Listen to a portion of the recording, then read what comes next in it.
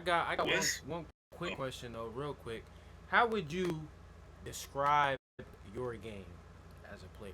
Like, how would you describe yourself as a Me, man, I'm real big on like getting to spots like mid range. So I like making a move. I'm not really all about like the whole like, and I love this is not a slight to Kyrie. My I was just handling, about to say, you like her. huh? I said I was just about to say, do you like Kyrie? Go ahead. I do like Kyrie. I love his game.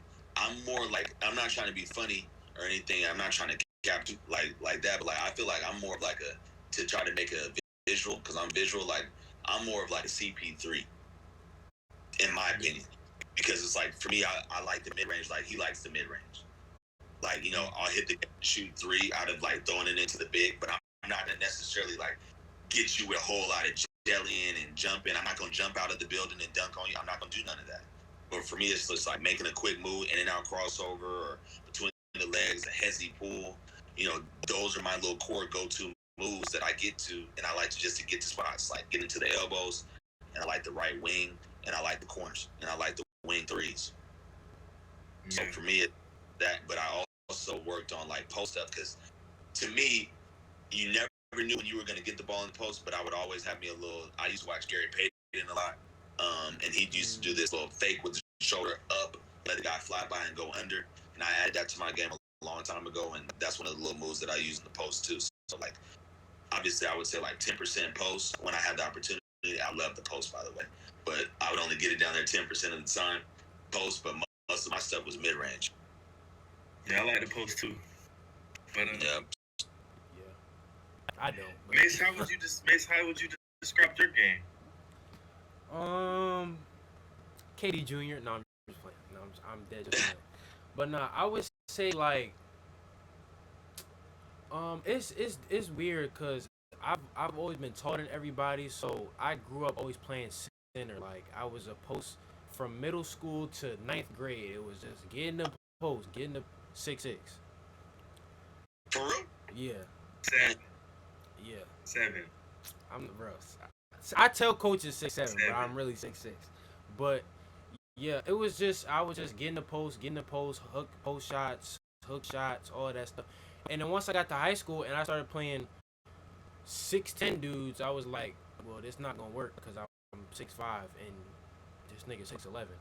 So I would say just like I like mid range. Like I would just say I don't do a lot of dribbling because I'm not an elite ball handler. So I would just say like a rip. I like to rip through drive, rip through pull ups. Like I like high posts, get the ball on the high post and move like that, or get the ball on the wing, rip through and drive, or do something on the wing. But like I'm not a huge dribbler, so Okay.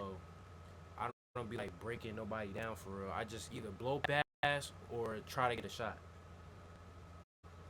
Okay. We know your game. We know your game, bro. We know your game, bro. Straight post. What's that's cap? Straight That's, putbacks. Now that's when I Straight was playing shoulder. at Fuma. That's when I was playing at Fuma. But like catch me AAU, totally different player. Okay. Totally different player. I'm a like, cause I can pass the ball. True. I can pass the ball. True. I can handle the ball. I can handle the ball good enough for my size. I was always bigger than everybody. Like might not have been taller than everybody, but I was always bigger than everybody. So I was always guarding 5-man, and then I could stretch out 5-man, so I could bring the 5-man out.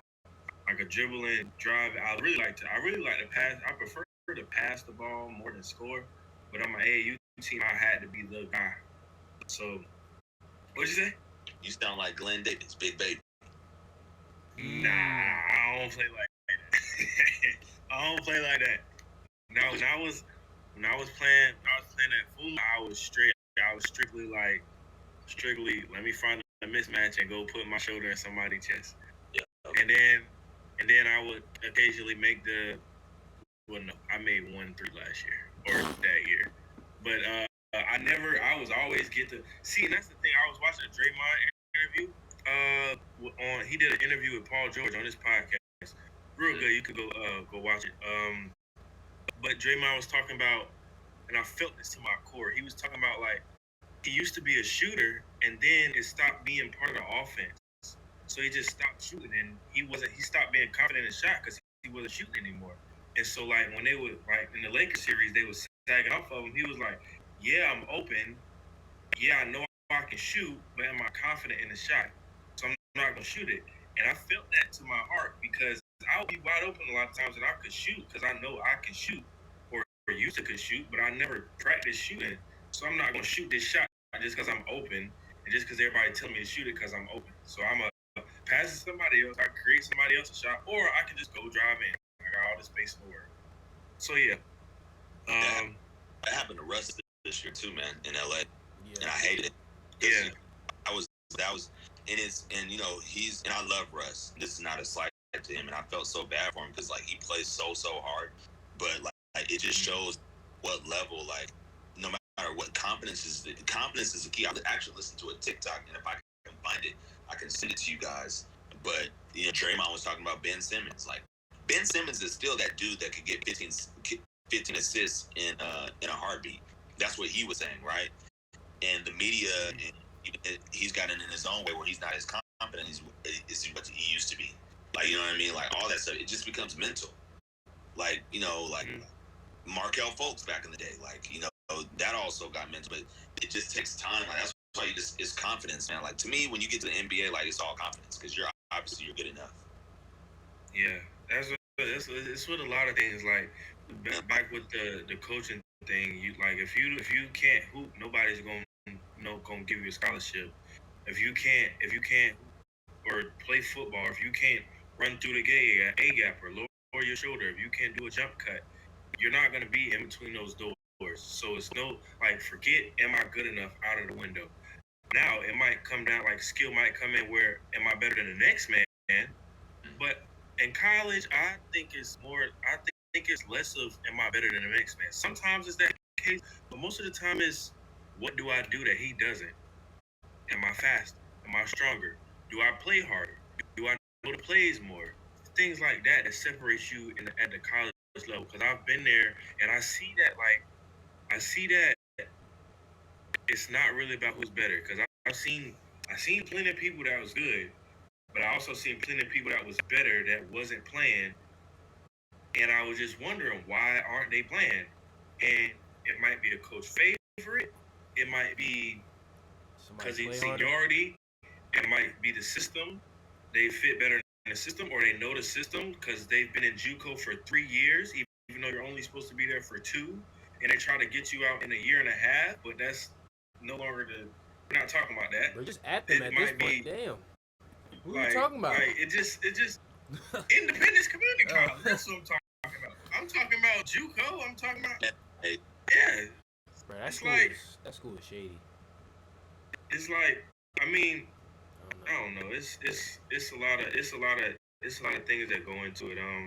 Everybody of course is gonna have their favorites, but just make sure you have to do something to separate yourself. Like you can't just do the same thing that the man in front of you is doing because then it's like why just like you were saying about the Americans getting cut like that, because why am I gonna go get an American that's dropping 10 points and I can just go get somebody that lives 5 minutes away from the gym that can go do the same thing as white. So you need to have one identifiable skill.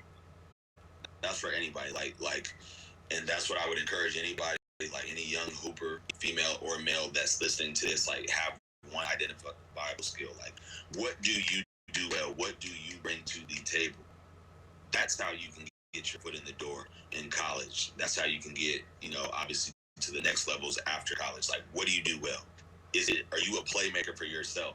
Like, can the coach count on you to go get a bucket when everything breaks down? He might have the best offense in the world. He might be Calipari offense at UCLA, all that. But when the plays break down and it's 10 seconds left, can he say, hey, yo, Mason, clear out, go get a bucket? Can you do that?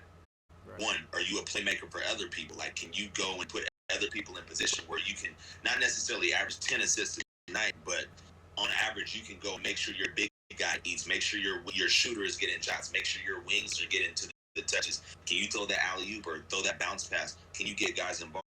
Are you a rebounding machine like Kevin Looney was in the finals the other year? Can you go get 8 or 9 rebounds a night? sometimes 17. You know, are you a lockdown defender? Like, shout out to the Tar Heels camp, Jackie Manuel was back in the day. Are you a lockdown defender like that? Like, can you guard and can you get down and guard people and stop the other team's best player? Like, and I'm just using basketball because obviously that's my sport. But like, think about football. If you're listening to this and you like football, like, what can you do well? Like, that's how you get your playing time. That's how you get noticed and stuff like that. And I just thought about this that I want to share with you guys. Like, I think he plays for the Clippers. His last name is Preston or something like that. Light-skinned dude, Jacob. Dang, I can't remember his first name, but his last name is Preston. If you Google him, like, he even has a commercial now. He had 0 offers, I think, going into his junior. Oh, the light-skinned dude with the yes. orangish hair, Jason Preston. Yes. Yeah. Yes. He went to Ohio. Yes. People go look his story up, man. And I've seen him talking about it during the tournament. I seen him. Yeah. Okay. Yeah. So if any doubts that this stuff can be like, if any doubts that you can do it, go listen to his story every day. Listen to it as many times as you need to listen to it for the rest of the summer, and you'll be in the right mind space. Because that's the one that goes off of what I said earlier, not just because of what I said, but like, use these platforms to your advantage. He was playing, I think, on the C or D team of the AU powerhouse that he was playing for. And then he got moved up. Then he started sending that stuff to the Twitter, you know, just to people, just like Cam did. You know what I'm saying? And, you know, Mace, just like you said, you did too. And you get, and honestly, like, hey, if you send 500 or whatever, yeah, it sucks. But if you get 5, all you need is 1. True. All it takes is 1, bro. True. All it takes is 1, fellas. Last, I think this can be the final. Yeah. I think it's about time. I think about time to wrap up. I think it's about time to pop the question, man. I'm praying. Ooh. So, speaking of the summer league, speaking of young guys, Brandon Miller was circulating through social media last week, and they asked him who his GOAT was, and the words uttered out his mouth was Paul George. So, me and Mason have our GOAT. We have the same GOAT. Absolutely. But, Zoe, we would like to know, who is your GOAT? I see the shirt you got on. Can I have 2? Yeah, you got 2. Mike and Kobe. Oh my God! Bruh. It was doing so well. It was going so well. Mike, I know y'all love LeBron, man. That's fine. It's crazy. I know y'all love LeBron. Now, so you know me. You can finally confirm this. I used to be a Kobe guy when I was young, right? Yeah. Okay, because Mace don't believe me. Mace think that I just never was a Kobe fan. I used to be a Kobe fan, bro. Yeah, nah, he was. Mike and Kobe. Okay. What's the reason? Which one? Honestly, bro, I've like, if you really watch ball, I think that Kobe is more skilled than MJ. Cause think about it. This is my debate. Kobe basically copied everything MJ did And improved on it. and improved everything and put his own spin on it. So I think he just took it to another level. Like, no, he wasn't. Well, young Froby was hanging in the air, doing all that stuff, reverse dunks and all that. So he could arguably was the same athleticism as Jordan. I mean, Jordan probably was a smidge higher. He did have crazy hang time, but I think Kobe's a little bit more skilled than Jordan. But yeah, I'm not mad at it. I'm not mad. Why are they your GOATs? Man, Kobe's skill set to me, like, to kind of echo what you were saying, like, to me, it's second to none. Like, stuff that I saw him do, like, he got trapped one time in the corner. I'll just use this as an example. Against Dallas, Jason Terry was playing on the high side. He pivoted back the other way. This dude threw it up with his left hand swish from the three-point line in the NBA. Like, 9 straight games. I remember when he had 9 straight games of 40 points in a row in the league. 9. straight. And you've seen, like, you know, sometimes we've seen some stuff like that, like, and, you know, like, sometimes whenever someone gives you numbers like that, it doesn't sound like a whole lot until you really are in that moment and you remember those times. I remember all those games, like, obviously, and stuff like that, like, just being able to, like, just be so, like, he's just so, like, a tactician. And honestly, man, like, his confidence is something, like, since we're using that word today, like, his confidence is something that I just, not envy, but, like, I just admire with, like, his fortitude to just get through stuff. And Jordan, like, to me, like, in my personal opinion, like, that's why I have to, like, always say, too, because to go to the finals and never take a L, to retire from a sport and then come back and win 3 in a row, to average what he did, like, to win MVP and Defensive Player of the Year in the same year. Some of that stuff is just, like, you know, like, LeBron should have done it, too. Hey, man, hey, I'm just telling you what the man did. You know what I'm saying? Like, the numbers and all like that. Like, and plus, at the end of the day, bro, like, this is like the numbers and stuff. Like, I'm not a numbers guy, but at the end of the day, if the game is on the line, I'm gonna bet my house on Kobe Bryant and Michael Jordan, because they ain't gonna pass to nobody else. They ain't gonna go shoot the ball. You know, it's funny how people say that. But the statistics show otherwise. It's really funny how people say that. Like I don't go off those, because I've had these arguments. Because one of my best friends, shout out to my boy Joe, he's a LeBron fan, and we used to have like this. Shout out to Joe. W Joe. And we used to have these arguments, like heated arguments. So all my energy for the argument stuff is he took all that energy. Pause. Right. It's gone too, bro. It's gone too. Yeah, I don't got no more. We don't like. It's just gonna take like one, like, it's gonna take an ignorant person to come in here and say something. Like, what's the reason? Like, what? Like, I'm not even trying to get into the argument, but it's just like, what more does somebody have to do? You know what I mean? Like, how many more accomplishments? How many more, like, accolades? Like, how much more does somebody have to do? Like, I don't understand. Like, somebody has broken all these records, done all of this many points, that many points, all this stuff, and they still, like, I don't know, man. I don't get it. Well, man, Zoe, we appreciate you for coming through, man. Great guest. Appreciate you for coming, dropping the knowledge, dropping the gems. Came and helped out the young folk, man. Came and dropped some gems. For sure. Gave a little piece of your brain. Let the youngest pick your brain. Let us pick your brain. Our first interview on the podcast. Appreciate everybody in the chat that tuned in. Appreciate Kari asking questions. Everybody that was communicating in the chat. Appreciate y'all too. Appreciate everybody that came in. Again, man, appreciate you for coming by. Wish you the best in your future. For sure. We're gonna be in touch for sure. I appreciate you guys. I appreciate you guys for having me on. It was an honor to be the first interviewee on the WashedPlayersPodcast channel. And I'm excited to see what you guys are gonna do, man. I definitely don't want this to be the last time that we converse like this. I really enjoy talking sports, especially the two young brothers, man. You guys know what you're talking about. Because I don't like talking sports without a whole young grasshoppers, because they don't be knowing what they talk about. But clearly you guys stood passion for it. And I appreciate the dialogue. And I definitely, like, let's do it again, man. Let's do it again. Let's do it, man. For sure. Let's do it. For sure. And I'm gonna ask you guys some questions next time.